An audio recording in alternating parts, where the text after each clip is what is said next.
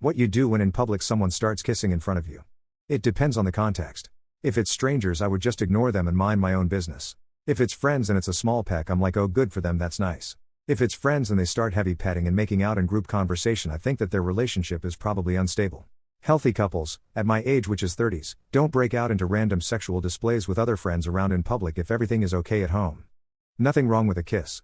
But if they go at it for minutes and choose to be clapping each other's tongues, smooching obnoxiously loud in a crowded public place like next table to me in a restaurant, where I can't ignore them, that might be slightly annoying to the point I would warmly recommend them to get a fucking room.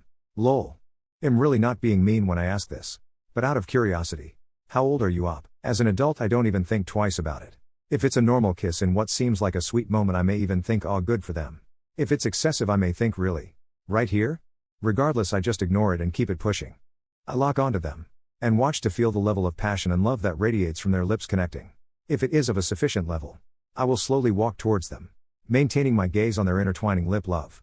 I will reach out with both hands, touching their bodies, and slowly slide my hands from their waists until I am gently, oh so very lightly, caressing their booty cheeks.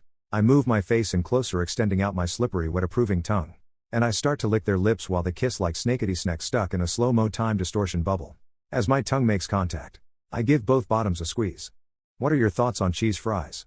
I tried them in Miami airport on my way home to the Netherlands and I was hooked. It sucks they're not a thing in my country. Except some dish that's called capsalon with shawarma and melted cheese on the fries, but it's not the same as the ones from America with real cheese sauce.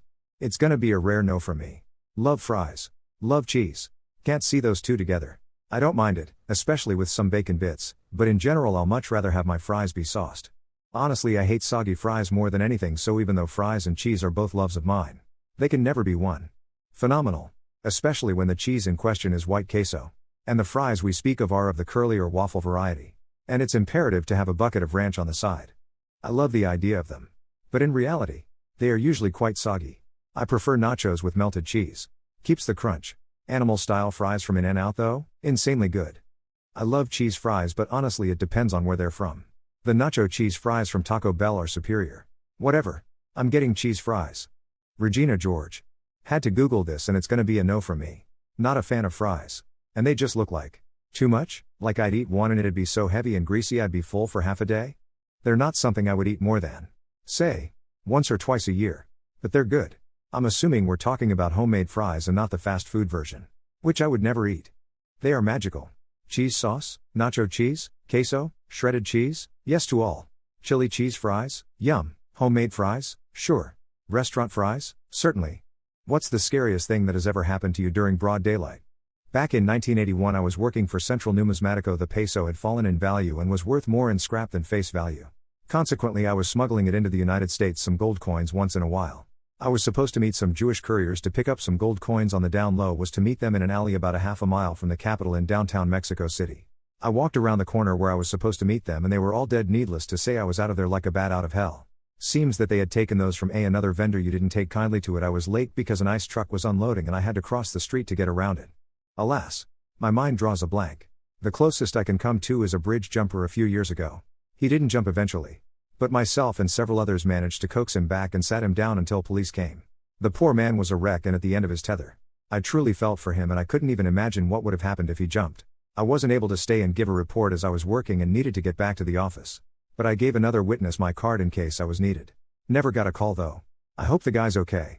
As a kid, probably like 13 or something, I was biking home from school and some older, very scary kids, they were scary to me, were destroying a bike.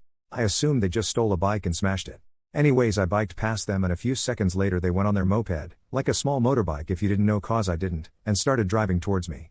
I'm now 99% sure they weren't following me, but I just drove another way into a place with a lot of people and just hid there for a while. I was so scared. But now that I'm older, I understand that they were just some stupid kids who were stupid. They were never going to hurt me. They avoid going to the doctors as a male? I'm scared to go because I have a fear that they're going to tell me I'm dying. Then I'm gonna have to spend the rest of my days in a cell for killing the doctor for telling me I was dying. I have literally never had a doctor want to look at my dick during a physical. And also, they wouldn't give a fuck anyway. No. I mean, I find going to the doctors boring and a pain, but I've got no problem with showing a medical professional my penis.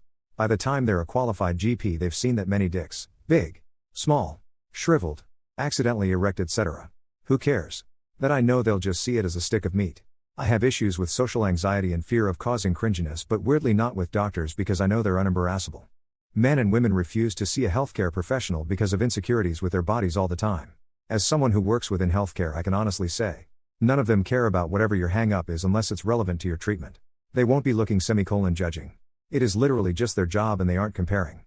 They see so many bodies, they literally only care about what you're there for and what they can do to help. Go get checked out. They won't even remember whatever it is that you're insecure about as soon as you walk out the door. Go get seen. Please. You must be under 35. Or probably 30. As you get older, you let go of some of that anxiety of people seeing your parts. I've been working to come off TRT at 36 to 37 because I want to have a kid, and I had to go have an examination where they put KY all over my nuts and ultrasound them. It's weird. But no doctor cares. They've seen thousands. Even putting cum in a cup to have a spermiogram is weird as hell. But it's better to get things than wonder if some random person thinks your dick is small.